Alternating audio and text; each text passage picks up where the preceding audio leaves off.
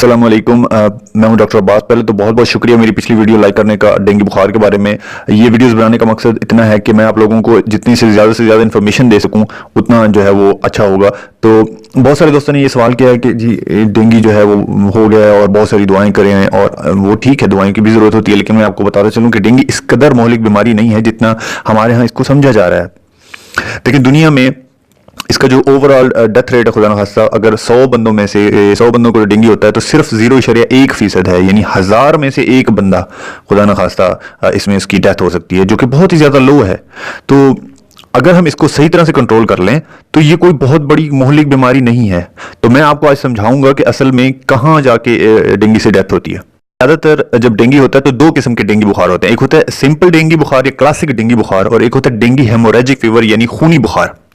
तो जो क्लासिक या सिंपल आम सा जो डेंगू बुखार है वो ज्यादातर जो जिनको डेंगू होता है 95% मरीजों में वही होता है। सिर्फ 5% मरीजों में वो डेंगू खूनी बुखार होता है जिसमें जो है वो मसाइल पैदा होते हैं। अब ये जो डेंगू खूनी किस्म का बुखार होता है इसमें एक फेज आती है जिसको हम कहते हैं डेंगू शॉक सिंड्रोम, और ये वो फेज है जिसमें जो है इंसान का बीपी लो होना शुरू हो जाता है और जिस्म का पानी जो है निकल कर बाहर निकलना शुरू हो जाता है जिस्म के दूसरे हिस्से में। इसमें डेथ वाकई होने के चांसेस होते हैं, लेकिन ये भी अगर इस पे डॉक्टर जो है वो सही तरह से नजर रखे तो इसको बआसानी अबूर किया जा सकता है बगैर किसी खता के और बगैर किसी मसले के।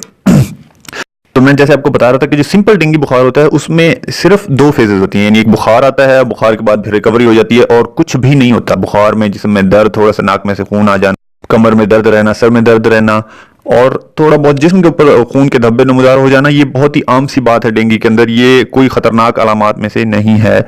नॉर्मली आम जो डेंगू बुखार होता है उसमें सिंपल बुखार होता है और रिकवरी हो जाती है, यानी बंदा ठीक हो जाता है। इसमें दरमियान में कुछ अलामात आती हैं लेकिन और ज्यादा नुकसान नहीं होता।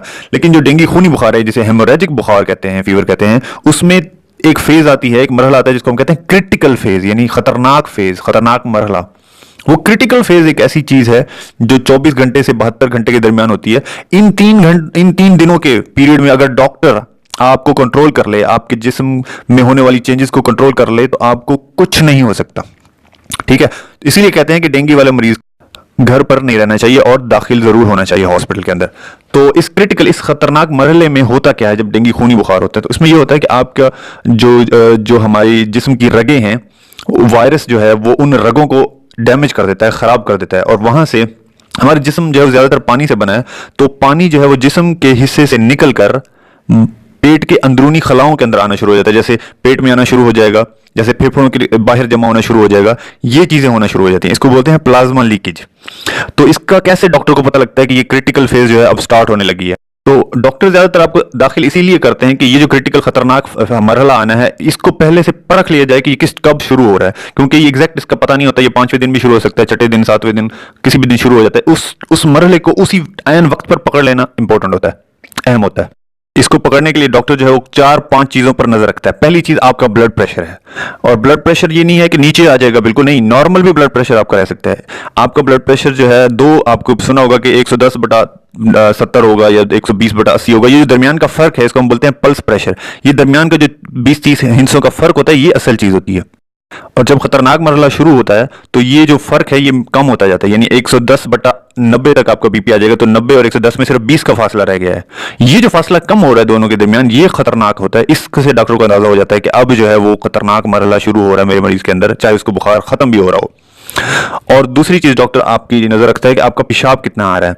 आपको नाली लगा के वो यही चेक कर रहा होता है कि आपका पेशाब कितना आ रहा है, और अगर वो पेशाब जो है तकरीबन 1 घंटे के अंदर 50 ml से नीचे आना शुरू हो जाए, 50 cc से नीचे आना शुरू हो जाए, तो भी डॉक्टर जो है वो फौरन जो है वो ये जहन में रखेगा कि कुछ ना कुछ ये मरहला स्टार्ट हो गया।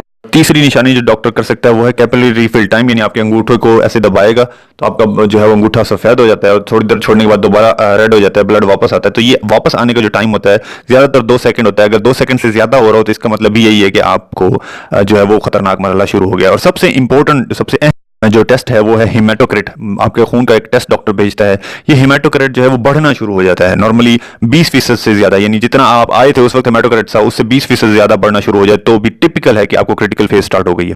अब ये तो हो गई वो अलामात जिसे उसको शक हो सकता है। अब वो यकीन कैसे करेगा कि आपको वो खतरनाक मरहला शुरू हो गया? तो वो आपकी एक एक्सरे करवा सकता है। वो सीधा आपको दाईं साइड पे लिटा के एक एक्सरे करवाएगा। अगर आपके फेफड़ों में पानी मौजूद हुआ तो वो उस एक्सरे में क्लियर नजर आ जाएगा, जो एक यानी सबूत है कि आपको वो खतरनाक मरहला यानी प्लाज्मा लीकेज स्टार्ट हो गई है। अब डॉक्टर को आपके ऊपर खड़ा रहना है, आपकी अपने पाँव पे खड़ा रहना है आप जब तक आपका ये फेज निकलता नहीं है।